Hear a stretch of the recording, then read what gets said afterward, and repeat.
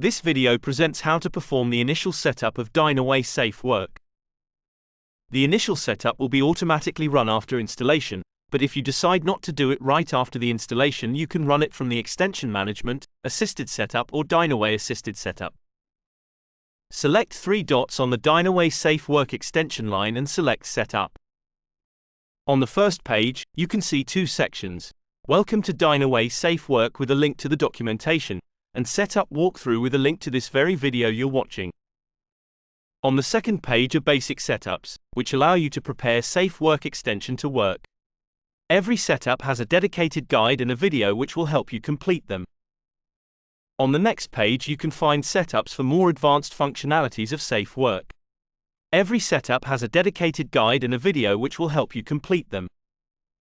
On the fourth page, you will find migration setups. You can download Excel templates to import Safe Work data into your Dynaway Safe Work. On the final page, you will find three links. The first one will lead you to Dynaway Help, which contains documentation about our Business Central products. The second one will take you to a video library with short guides like this one, and more in-depth webinars. The last one will take you to our newsletter, so you will stay updated with everything that we are doing.